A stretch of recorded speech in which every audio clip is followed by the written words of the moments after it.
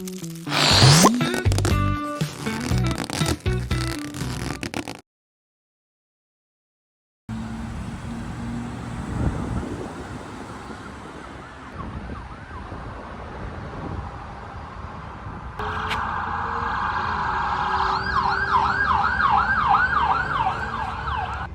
to explore the Centennial of Lady Lake and the train depot. It just isn't the same with all the sounds and the noises that are happening now that years later the road is widened and traffic has gotten crazy. And also, it doesn't help that the museums and everything are still closed. How can you celebrate when everything's closed? Found out this is why. Museum hours Tuesday and Saturday, 10 to 1. The museum's only open 2 days a week. So much for today, me celebrating today, Lady Lake's history. And how I wanted to go in these rail cars. I was all excited.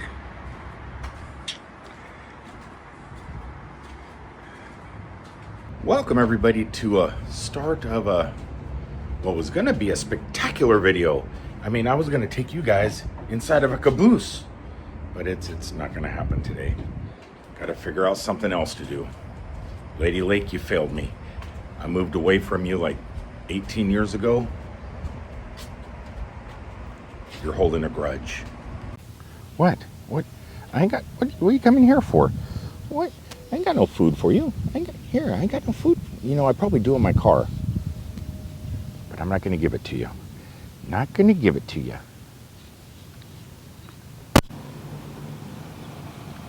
My battery died. Let's start this again. Where are the squirrels? Okay, back to the beginning. Back where they chased me. Let's see if they come back out running. Oh, here they come. Nope. You guys coming?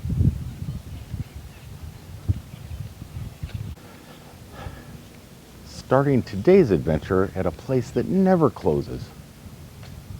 Lakefront Park, Kissimmee, Florida. There's something here that's pretty spectacular and very odd. Sticking with Florida history, today's video should be pretty epic. At least that's what I hope. Welcome everybody to Lakefront Park here in Kissimmee, Florida. Not Old Town Kissimmee, just regular Kissimmee, Florida. There is something here that I've been wanting to do a video on for quite a while. It's just I never really had the opportunity. Right, Bird? Right? Never had the opportunity to do it. I'm going to read you a little bit of history on the cell phone, maybe have my AI give you a little bit of history about this one thing we're going to go see, and by the end of it all, you're going to think, man, that's a kooky roadside attraction.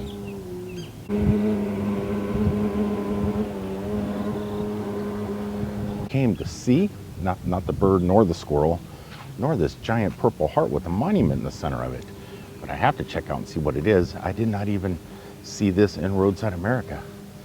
This looks kind of cool. It's a big giant purple heart. Walking path with a monument. Let's see what it says here.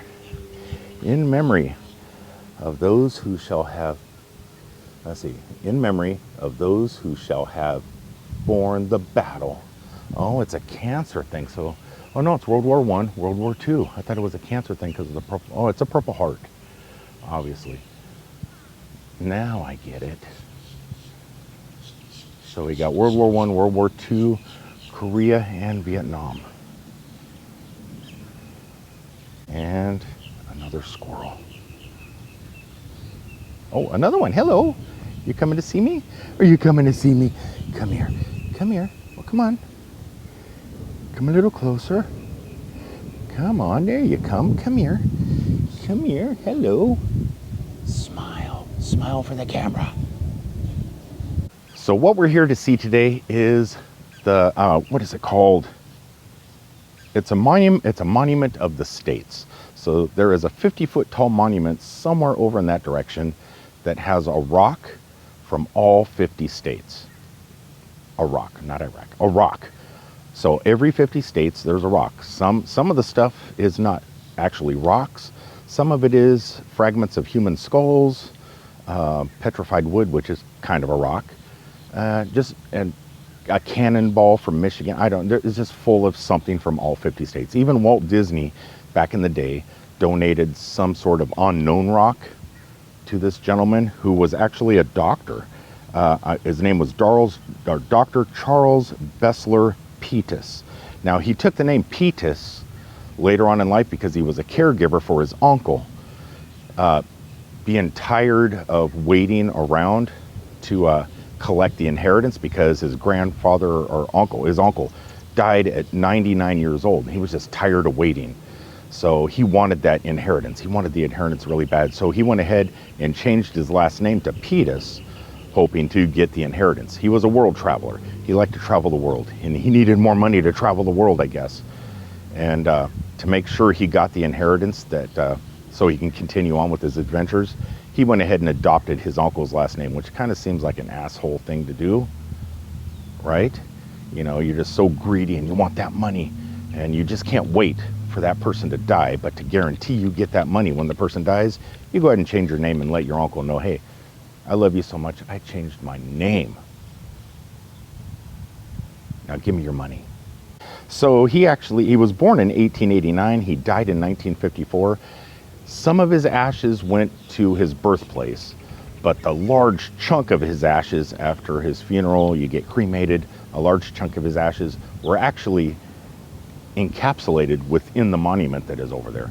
So not only is it a monument of the states, it's also his resting place, if you will.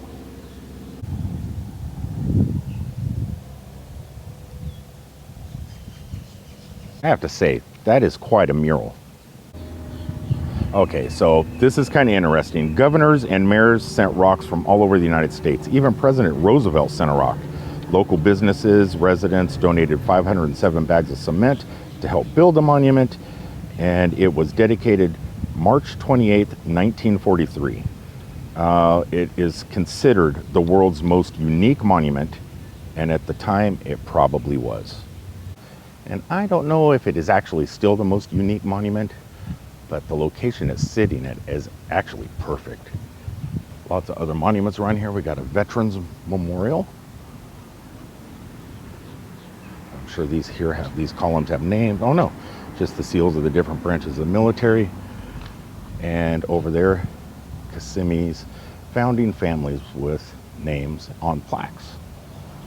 And right through there, you can kind of see the monument. 50 feet of majesty. And there's about a 7-foot piece of majesty if you have a dog. And as you turn the corner, it appears like a monolith from the heavens. Would you look at the size of this thing? It is massive. So it seems that not just every 50 states, but also countries. Like we got Belgium, England, and then you also got all 50 states scattered in.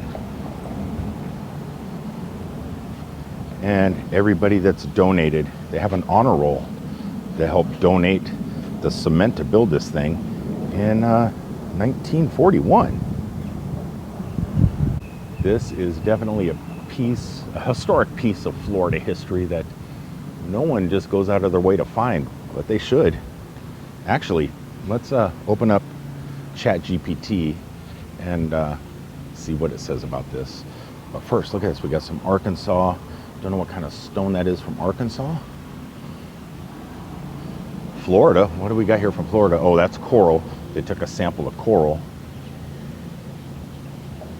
There's another Florida. Geo and marble in the coral. Ohio, Washington Courthouse, or that's Washington, PA. Don't know where that is in Pennsylvania. Marble from the life works of Massachusetts. There's no way to see all the way up there. It's 50 feet high. We can't see all the states and global areas. This one here is New Mexico. The governor sent that.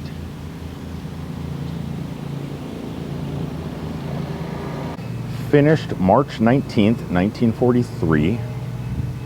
Kissimmee All States Tourist Club, 1929, 1943.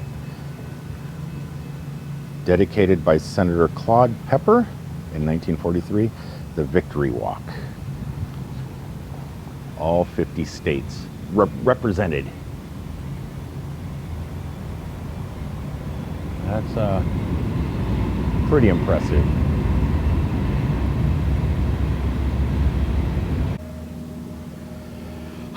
Okay, is this a shot or what? Hello. Hold on a second. Hold on. Nobody can hear you. You're in my Ray-Bans. Let's try this again. Hello.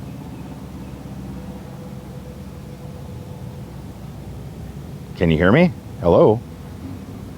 Yep, I can hear you loud. All right, could you do me a favor and change your voice to Monday, because she was my favorite? Sure thing. I'll switch it up to that style for you. Let me know if that feels right. Okay, go. Let's hear you talk real fast before I need some information, but I need it Monday style. All right, here we go. I've got that Monday vibe on deck.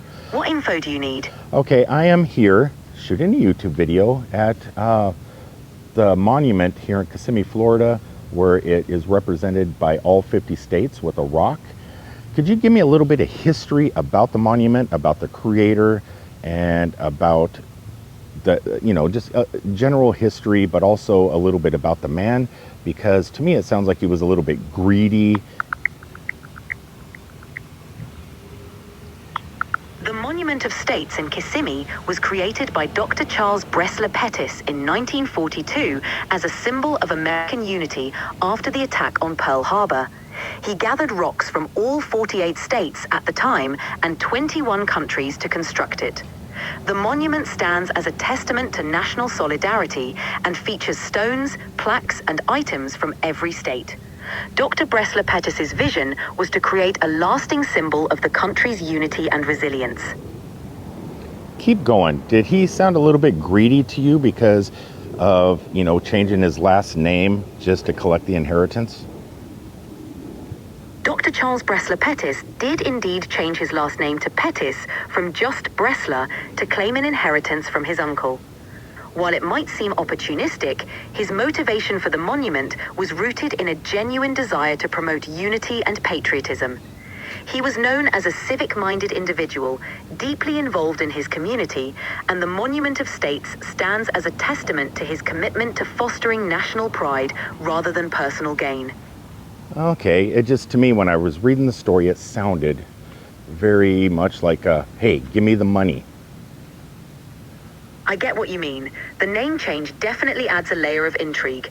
It's easy to see how it could come off as a bit self-serving. But in the grand scheme, his legacy with the Monument of States seems to have been more about bringing people together and leaving something meaningful behind. All right, I guess you did your job. Even though you didn't sound like Monday, I wish you could be a little bit more glum and humglum and all the other words that sound like that. Got it. I'll dial it down and keep it more subdued for you next time. Thanks for letting me know what you prefer. Well, thanks for the history lesson.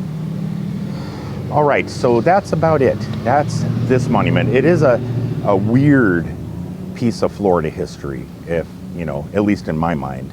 Hoping you guys enjoyed it. And if you're ever in Florida and you're going to Walt Disney World or Universal Studios, kind of veer off the path a little bit. Check out some of the local stuff around here. You're gonna be amazed what you find. I mean, this here is pretty epic. I mean, it probably isn't coming through in video, but just sitting here, it's an epic monument. Until the next time, thanks for tuning in, and we will see you guys from another roadside attraction, hopefully historic, somewhere in the Central Florida area. Until then, peace out, everybody.